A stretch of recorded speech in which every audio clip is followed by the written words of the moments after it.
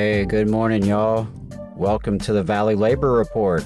My name is Adam Keller, and this is Shop Talk, our Thursday morning episode we're producing every week with a focus on labor education, history, and training. It's Thursday, November 2nd, and we're broadcasting from Spice Radio Studio in the heart of the Tennessee Valley in Huntsville, Alabama. Every episode is live streamed on YouTube and Facebook and is released on your favorite podcasting platform in the coming days. Today on the show, we're talking November labor history. Before we get into that, I want to take a moment to thank our first sponsor for Shop Talk. At the Valley Labor Report, we are big fans of Labor Notes. Labor Notes is a media and organizing project that since 1979 has been the voice of union activists who want to put the movement back in the labor movement. Through their magazine, website, books, conferences, and workshops, Labor Notes promotes organizing, aggressive strategies to fight concessions, alliances with worker centers, and unions that are run by their members. Labor Notes is also a network of rank-and-file members, local union leaders, and labor activists who know the labor movement is worth fighting for. They encourage connections between workers in different unions, worker centers, communities, industries, and countries to strengthen the movement from the bottom up. With 40 years of movement building behind them, Labor Notes exists as a resource for leaders and union members who want to chart a new course for the labor movement. At the Valley Labor Report, we are proud subscribers and supporters, and we encourage our listeners to do the same. Go to labornotes.org to find out more. All right, y'all. So good morning again. Thank you for tuning in. Really appreciate it. We have a pre-taped episode this week. Do apologize for that, but that was just the schedule of the week. So it is the first episode of the month, and as I typically do, we're going to take a look at some of the anniversaries in labor history and the long fight for justice. I compiled this information primarily from a few different sources. I used the Planning to Change the World, a plan book for social justice educators. Also used Zinn Education Project. It's a great resource. Check out their This Day in History post, as well as the section on their website for This Day in History. And I also used the Labor Tribune of St. Louis and Southern Illinois at labortribune.com. Very helpful resource. So I won't pretend this is an exhaustive list of working class history anniversaries in November, but we'll mention quite a few interesting and important events in the history of the South, our labor movement, and our working class, including quite a few working class martyrs as well as milestones in the civil rights struggle. And while obviously I'm particularly interested in Alabama and our neighbors, I'll mention quite a few interesting events from outside the South today. And last note I should make is that when I do these episodes, I always run across words and names that I struggle to pronounce, and the old Mississippi redneck comes out in me. So I do apologize for any mispronunciations.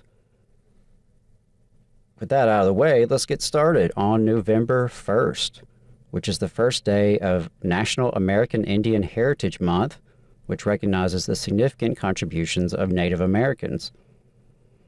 November 1st, 1835. In the nation's first general strike for a 10-hour day, 300 armed Irish longshoremen marched through the streets of Philadelphia, calling on other workers to join them. Some 20,000 did, from clerks to bricklayers to city employees and other occupations. The city announced a 10-hour workday within the week. Private employers followed suit 3 weeks later. Big win. November 1st, 1890, Mississippi adopted a state constitution with poll tax and literacy tests to roll back the gains of the Reconstruction era. In 1918, the Malbone Tunnel disaster in New York City. Inexperienced scab motorman crashes 5-car train during a strike, killing 97 and injuring 255. Finally, on November 1st, 1979, the UAW begins what was to become a successful 172-day strike against International Harvester. The union turned back company demands for weakened work rules and mandatory overtime. On November 2nd, 1909, police arrested 150 in an IWW free speech fight in Spokane, Washington. On November 2nd, 1920, labor leader Eugene V. Debs received nearly 1 million votes in the U.S. presidential election on the Socialist Party ticket while in prison. He was serving a 10-year sentence for his speech in Canton, Ohio, protesting World War I. For giving this speech, he was arrested and convicted in federal court under the Espionage Act of 1917. He was his own attorney. His appeal to the jury and his statement to the court before sentencing are regarded as two of the great classic statements ever made in a court of law. Here is an excerpt from his Canton, Ohio speech. Quote, "And here let me emphasize the fact, and it cannot be repeated too often, that the working class who fight all the battles, the working class who make the supreme sacrifices, the working class who freely shed their blood and furnish the corpses, have never yet had a voice in either declaring war or making peace. It is the ruling class that invariably does both. They alone declare war, and they alone make peace." On this same day in 1920, on Election Day, in response to an attempt by African Americans to exercise their legal and democratic right to vote, at least 50 African Americans were murdered in a brutal massacre in Florida on November 2nd, 1920. On November 3rd, 1874, Robert Smalls was elected to Congress as a representative from South Carolina. Born into slavery in 1839, Smalls freed himself and his family during the Civil War when he absconded with a Confederate warship in Charleston Harbor and sailed it past enemy ships and fortifications to reach the Union blockade. After becoming the first African American to captain a vessel in the U.S. Navy, Smalls entered local politics and helped establish schools and social services for freed people in his hometown of Beaufort, South Carolina. He would serve 5 terms in the U.S. House of Representatives. On the same day, November 3rd, 1874, deadly election riots took place in Barber County, Alabama. The White League, which was a paramilitary group affiliated with the Democratic Party at the time, attacked African American voters at the polls in Eufaula and Spring Hill. 7 African Americans were killed and 70 others wounded. More than 1,000 African Americans were driven away from the polls due to the violence of the white supremacist group. Republican politicians and officials were thrown out of office. The League didn't count the votes cast for Republican candidates, and the Democrats were declared as winners of the 1874 elections. Similar events took place in Georgia, Mississippi, North Carolina, and South Carolina. These riots, state-sanctioned violence, voter suppression, and Democratic Party-controlled government signaled an end to the Reconstruction era. Less than 10 years later, the Danville riot occurred on November 3, 1883. White supremacists resented the biracial Readjuster Party, which controlled the city council seats in the majority African-American city of Danville, Virginia at the time. An attack by white supremacists left 4 black and 1 white man dead. In the aftermath, armed white men patrolled the streets of the town, preventing most African Americans from voting and allowing the Democratic Party to regain political power in the town. Also on November 3rd, but in 1970, Salvador Allende became president of Chile, despite attempts by the United States government to prevent his election. Allende immediately began to nationalize large-scale industries, including notably U.S. copper mining and banking. He expanded access to healthcare and education, offered free milk for children, redistributed large land holdings, raised the minimum wage, supported public works projects and public arts, and promoted widespread voter participation. And for all of that, within 3 years, the CIA funded a coup that led to Allende's death and the brutal dictatorship of General Augusto Pinochet. 2 years later, November 3rd, 1972, protesters from the Trail of Broken Treaties caravan occupied the Bureau of Indian Affairs offices in Washington, D.C. for 6 days. On November 3rd, 1979, 5 people were killed when the Ku Klux Klan and Nazis fired on an anti-Klan rally in Greensboro, North Carolina. The police, who had been warned of the potential for trouble, were suspiciously absent at the time of the attack. The Greensboro Truth and Reconciliation Commission was formed in 2004 to investigate the incident, known as the Greensboro Massacre. And if you're interested in learning a little bit more about that, there is a great article on Teen Vogue, actually. And I also recommend checking out the previous episode of Shop Talk where I interviewed Ben Wilkins, who wrote an excellent book highlighting the writings of Ann Braden, who was an activist very much involved in supporting those impacted at the Greensboro Massacre. Finally, on November 3rd, in 1986, it was reported that the U.S. government had been secretly selling arms to Iran in a hostage release deal. In addition to violating the U.S. arms embargo against Iran, the arms sales contradicted President Reagan's vow to, quote, never to negotiate with terrorists. Several weeks later, on November 25th, the additional layer of the story was revealed. The proceeds from the arms sales were used to wage a war against the democratically elected government of Nicaragua by funding the Contras, which was a right-wing paramilitary group. The scandal is popularly known as the Iran-Contra affair. November 4th, 1996, after a struggle lasting more than 2 years, 6,000 steelworkers members at Bridgestone Firestone won a settlement in which strikers displaced by scabs got their original jobs back. The fight started when management demanded that the workers accept 12-hour shifts. November 5th, 1855, Eugene V. Debs, the labor leader, socialist, 3-time candidate for president and first president of the American Railway Union, was born on this date. Also November 5th, but 1867, delegates gathered in Montgomery, Alabama to draft a new state constitution during Reconstruction. Prior to the Reconstruction era, no southern state had a state-financed public education system, even for whites. Alabama's new constitution established a centralized board of education and mandated that schools receive 20% of state revenue. By 1871, nearly 55,000 African American and 87,000 white children were attending public schools. One of the delegates to the convention was James Rapier, who promoted an alliance between freed people and poor whites. The advances from the Constitution ended, in Alabama and elsewhere, with the brutal attacks on Reconstruction and the rewrite of the state constitution in 1875. And our Alabama listeners likely know that ultimately we would end up with the racist 1901 Constitution meant to consolidate power in the hands of wealthy, powerful white interests.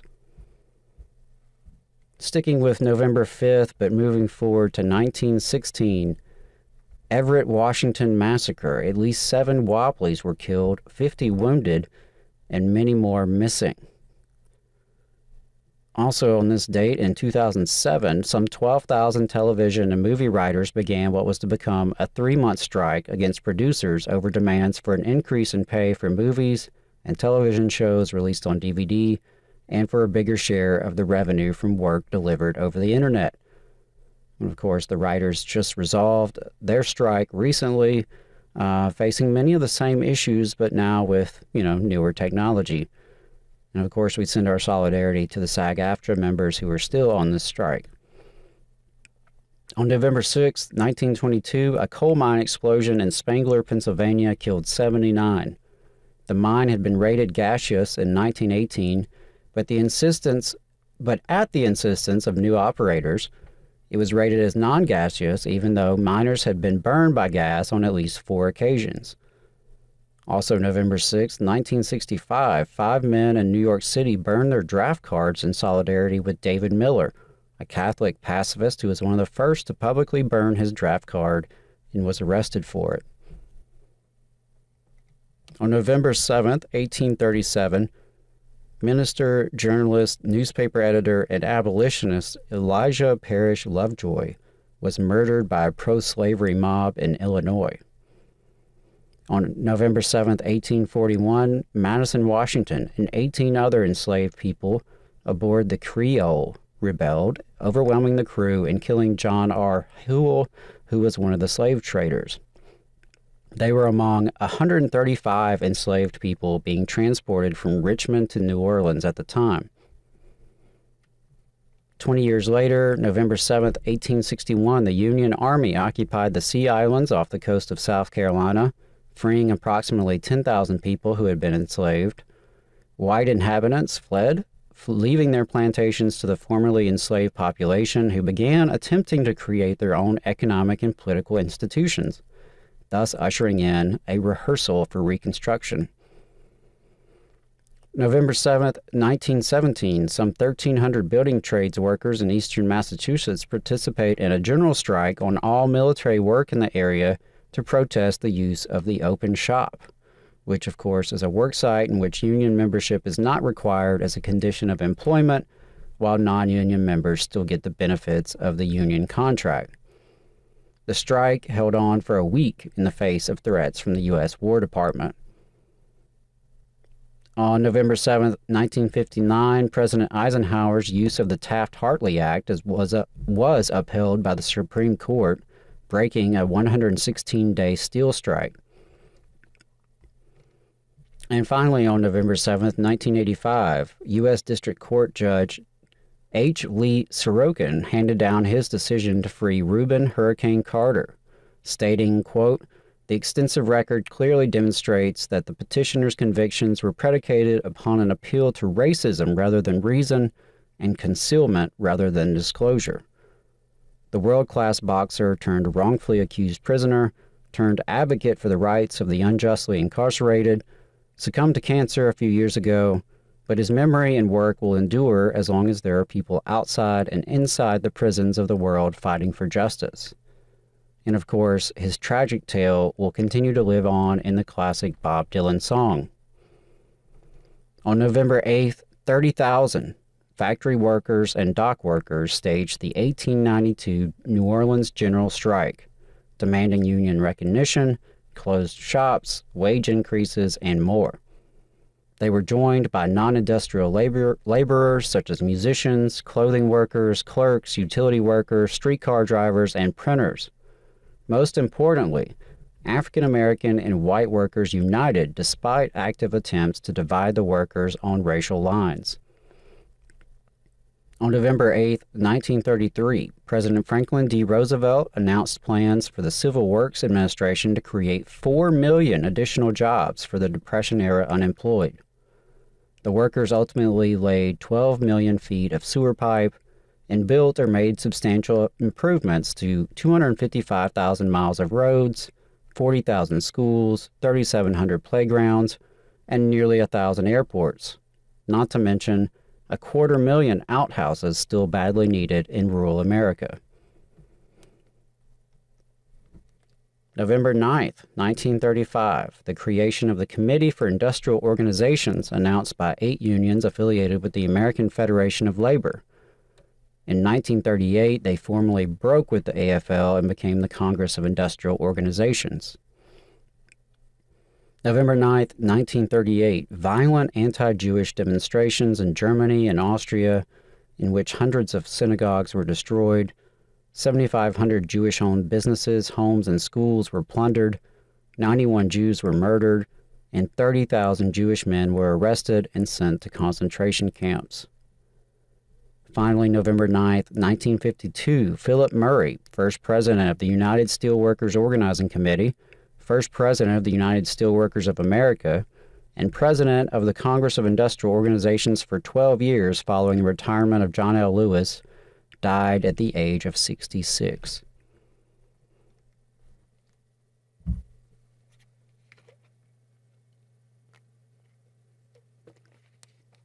On November 10, 1898, white supremacists murdered African Americans in Wilmington, North Carolina, and deposed the elected and integrated Reconstruction-era government in a coup d'etat. 1933, November 10th, sit-down strike began at Austin, Minnesota Hormel plant with the help of a wobbly organizer. leading to the creation of the Independent Union of All Workers. Labor historians believe this may have been the first sit-down strike of the 1930s. Workers held the plant for 3 days, demanding a wage increase. Some 400 men crashed through the plant entrance and chased out non-union workers. One group rushed through the doors of a conference room where J. Hormel and 5 company executives were meeting and declared, quote, "We're taking possession, so move out." Within 4 days, the company agreed to binding arbitration. On November 10, 1995, despite international calls for clemency, playwright Ken Saro-Wiwa and 8 of his colleagues were executed by the Nigerian military government for campaigning against the devastation of their homeland in the Niger Delta by oil companies, in particular Shell. This is the price of fossil fuels. November 11, 1887, the Haymarket Martyrs were hanged and convicted in the bombing deaths of 8 police during a Chicago labor rally. November 11, 1919, a confrontation between American Legionnaires and Wobblies during an Armistice Day parade in Washington resulted in 6 deaths. One Wobbly reportedly was beaten, his teeth bashed in with a rifle butt, and hanged. Local officials listed his death as a suicide. And of course, November 11th is Veterans Day, previously called Armistice Day, originally intended to mark the end of the First World War, but now a day to celebrate all those who have served in the U.S. Armed Forces. November 12, 1954, Ellis Island in New York closed after serving as the gateway for 12 million immigrants from 1892 to 1924. From 1924 to 1954, it was mostly used as a detention and deportation center for undocumented immigrants. After 10 years of organizing and protesting the building of the Orme Dam on November 12, 1981, the Fort McDowell Yavapai Nation of Arizona won the struggle when Interior Secretary James Watt announced the Orme Dam would not be built. And finally, on November 12, 1991, U.S. trained and equipped Indonesian troops fired on a peaceful memorial procession in East Timor, killing more than 270. Indonesian troops went on killing for days. This attack was not the first nor the largest. However, it was the first to be witnessed and documented by foreign journalists and resulted in an international outcry against the brutality of the American-backed Indonesian occupation and demands for a free East Timor. November 13, 1909, a total of 259 miners, boys and men, died in the underground Cherry Mine fire.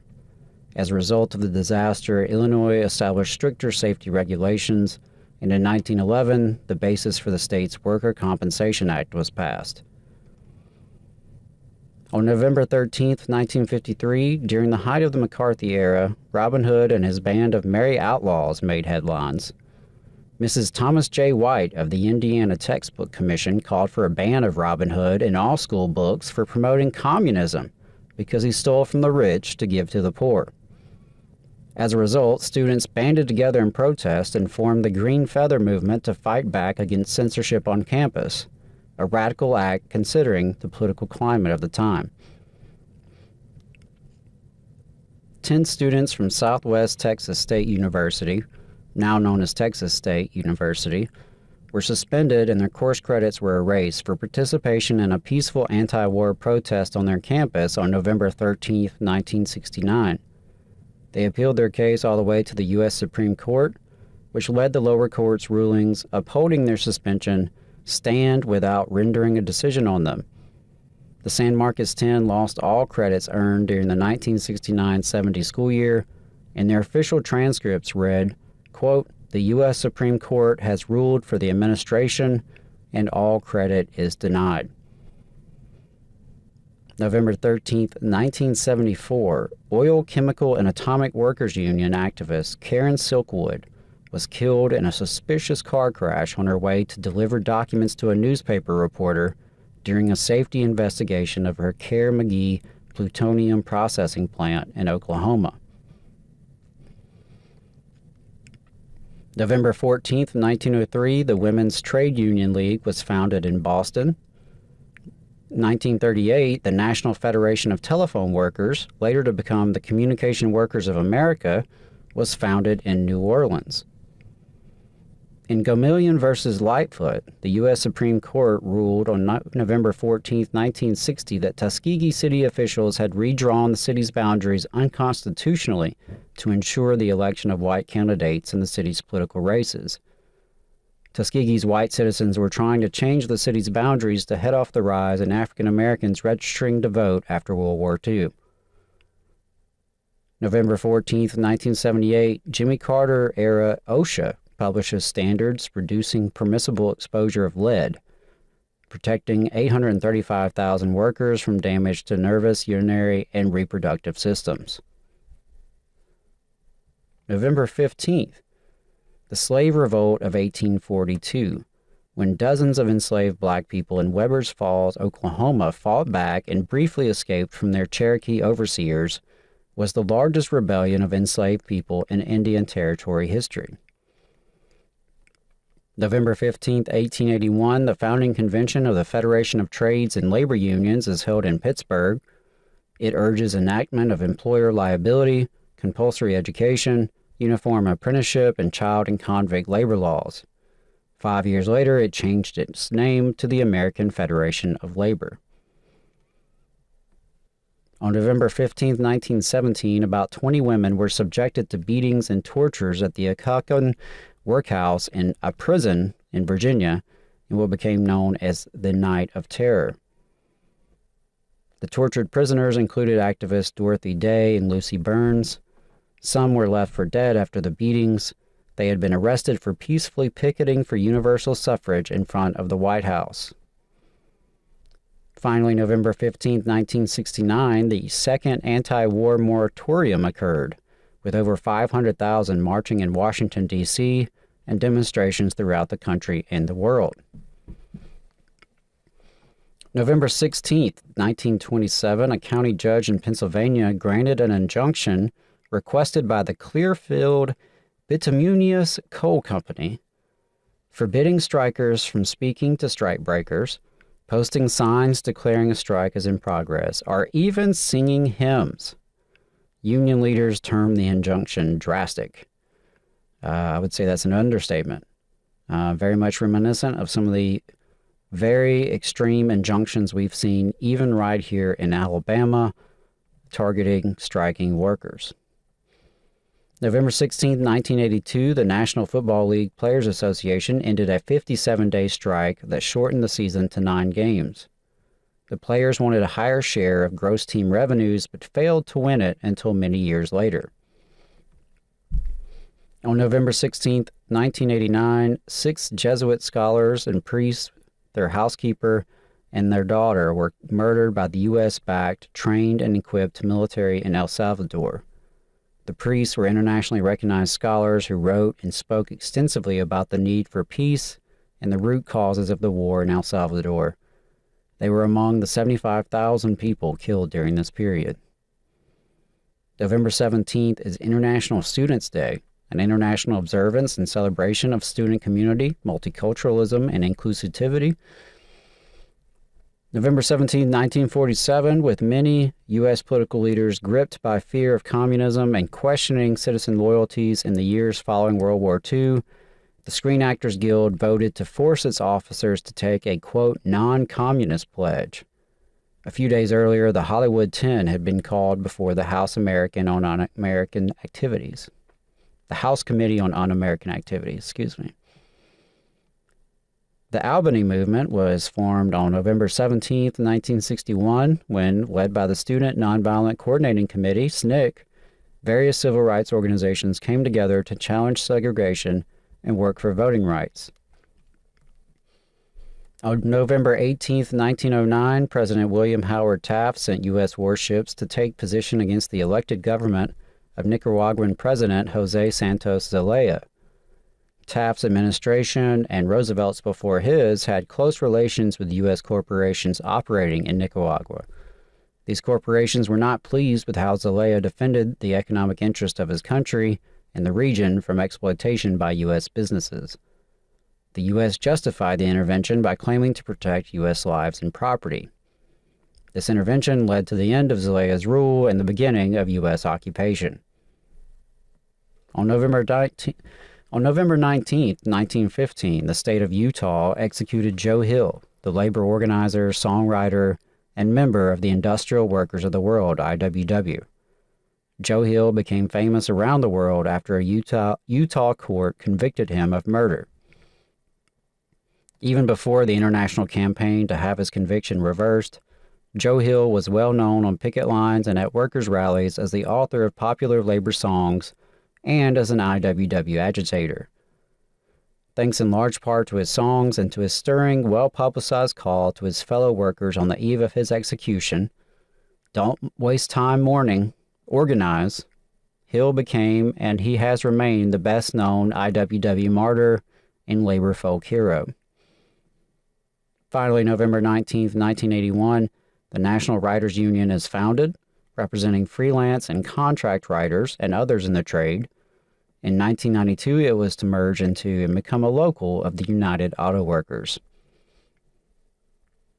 November 20th is the Transgender Day of Remembrance, also known as the International Transgender Day of Remembrance, which has been observed annually on November 20th as a day to memorialize those who have been murdered as a result of transphobia. November 20th, 1816, the first use of the term scab by the Albany Typographical Society. November 20th, 1835, the New York Committee of Vigilance founded, and radical abolitionists organized to liberate kidnapped black New Yorkers and fight racist police violence in the decades after New York abolished slavery. November 20th, 1968, a total of 78 miners are killed at an explosion at the Consolidated Coal Company's No. 9 mine in Farmington, West Virginia. And finally, on November 20th, 1969, the Alcatraz occupation. Native Americans took over and held Alcatraz Island as Indian land during the Alcatraz occupation. In 2008, the Great Recession hit its high gear when the stock market fell to its lowest level since 1997. Adding to the mess, a burst housing bubble and total incompetence and greed, some of it criminal, on the part of the nation's largest banks and Wall Street investment firms. Officially, the recession lasted from December 2007 to June 2009, but unemployment remained high for much longer, and the so-called recovery was unequal, to put it mildly. November 21st, 1842, a Boston judge stopped the extradition of George Latimer, who had escaped enslavement in Virginia, and allowed him to raise funds for his own manumission. In 1927, 6 miners striking for better working conditions under the IWW banner were killed and many more wounded in the Columbine massacre at Lafayette, Colorado. Out of this struggle, Colorado coal miners gained lasting union contracts. November 21st, 1927, the U.S. Supreme Court ruled in the case of 9-year-old Chinese-American Martha Loom, who was removed from the Rosedale Consolidated School in Bolivar County, Mississippi, solely because she was of Chinese descent. The U.S. Supreme Court ruled that states' rights in Plessy v. Ferguson applied to Asian American students, or as the court said, students of the, quote, yellow race. November 22nd, 1909, the uprising of the 20,000. Some 20,000 female garment workers went on strike in New York. A judge told the arrested pickets, "You are on strike against God."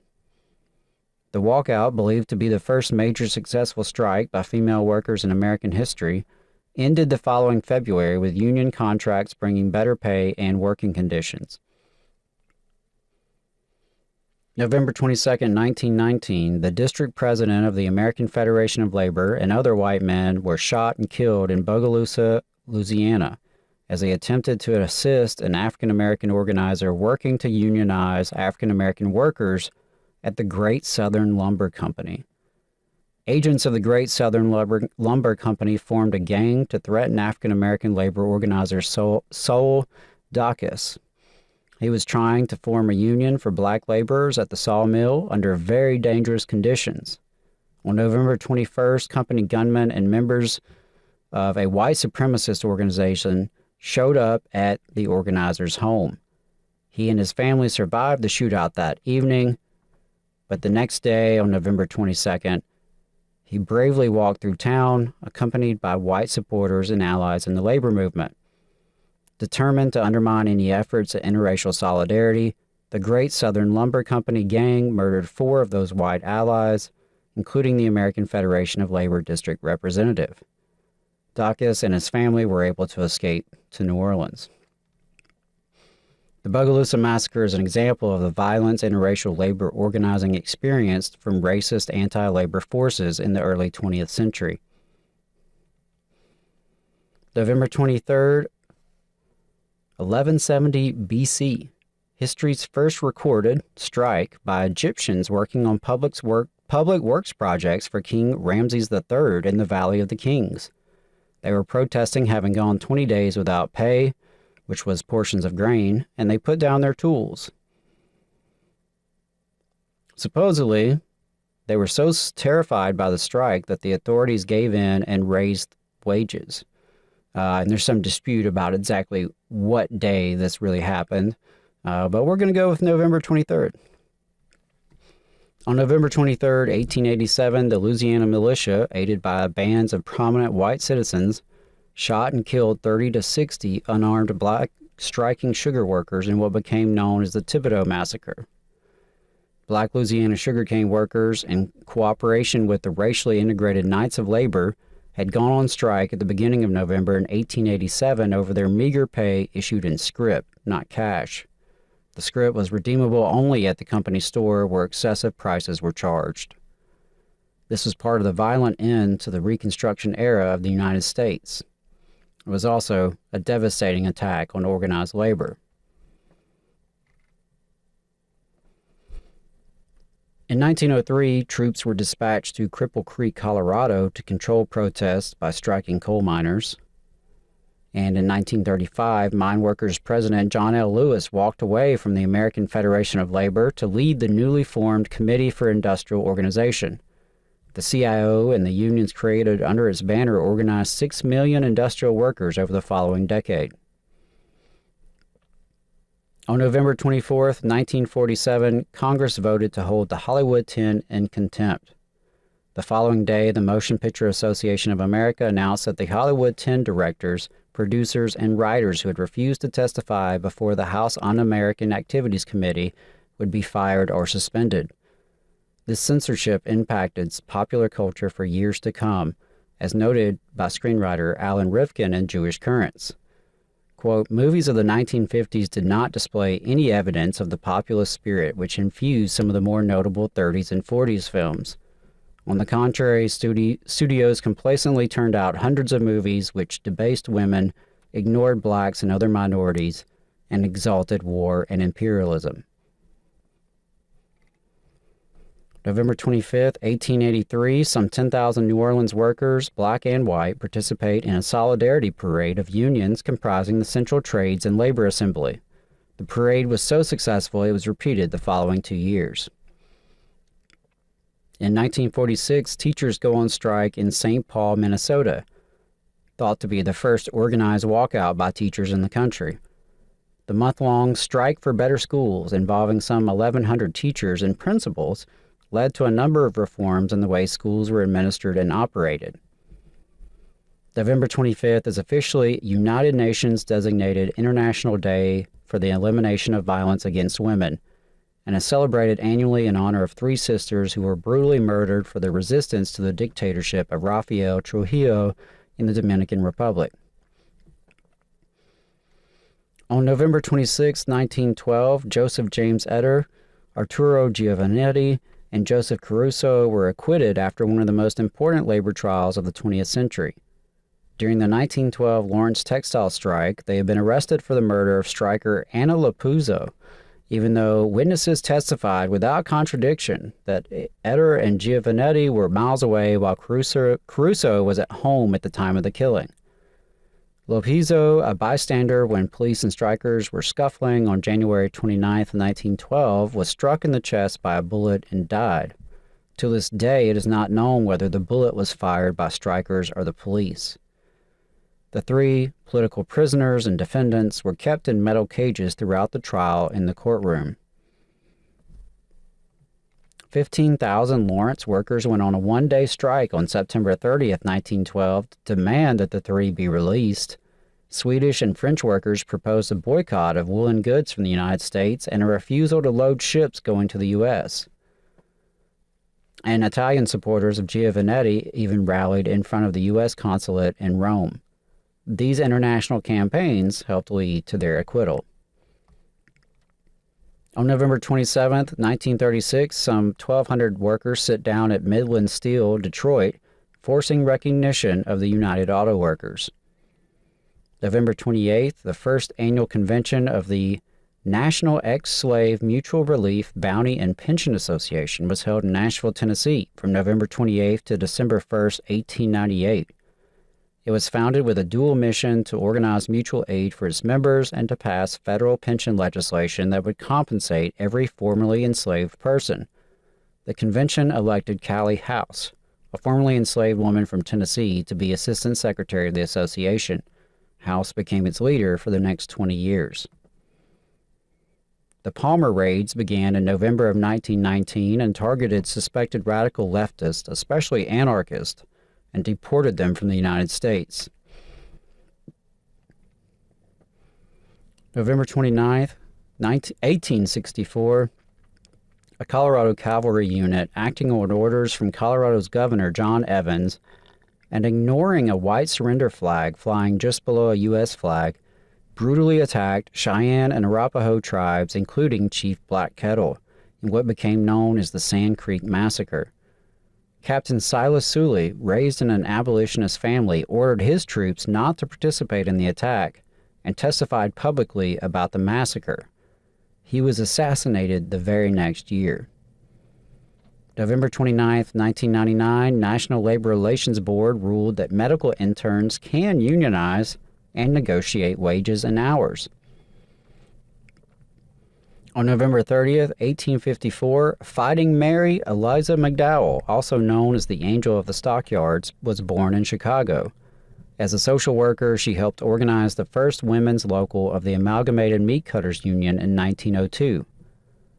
Born on this day in 1924, Shirley Chisholm was the first black woman elected to U.S. Congress. And finally, on November 30th, 1999, unionists and activists shut down a World Trade Organization meeting in Seattle, Washington. So that's all I have for you today for Shop Talk. I do want to mention a couple of events before we wrap. Of course, as always, go to labornotes.org/events to check out what they have going on. They always have great in-person and virtual trainings. For example, this month they have a Secrets of Successful Organizer workshop in Detroit, but for most of our listeners, you probably are more interested in some of the online trainings, such as their Stewards Workshop on assertive grievance handling. They also have a Secrets of a Successful Organizer workshop series online in November and December. Highly, highly recommend that. And finally, I just want to mention that I will be on America's Workforce Radio next week. Looking forward to that, as always. So that's it for Shop Talk. I hope it was worth your time, and I really appreciate everyone listening. If you enjoyed it, definitely share it with your network. Just a reminder that the Valley Labor Report is a working-class media collective dedicated to lifting up labor struggles throughout Alabama and across the South. We bring you Alabama's only union talk radio show every Saturday morning, with the first half from 9:30 to 11 a.m. live on FM radio through WVNN here in the Huntsville listening area. The entire program is online via Facebook, YouTube, and podcast, and portions of the program are replayed on WZZA in the Shoals and WHIV out of New Orleans. We encourage you to check out our website, tvlr.fm, where we publish newsletters and articles, and you can check out our merch. And finally, we rely on donations and sponsorships to put out all of this free content. We appreciate the local unions and organizations that have sponsored ads on our main Saturday show, as well as Labor Notes supporting Shop Talk. Please hit us up if you have ideas for sponsors or if you're interested in your organization becoming a sponsor. And while we love and appreciate our advertisers, our single biggest source of contributions comes from listener donations. You can make a one-time donation or a recurring contribution at tvlr.fm/donate. Whether you donate, share, subscribe, or just listen, we appreciate your support and we can't do it without you. And so if you share our mission to grow the Southern labor movement, if you share our belief in the power of solidarity and collective organization, if you want media that is for working people, by working people, please consider becoming a recurring donor at tvlr.fm/donate. All power to the workers. Solidarity, y'all.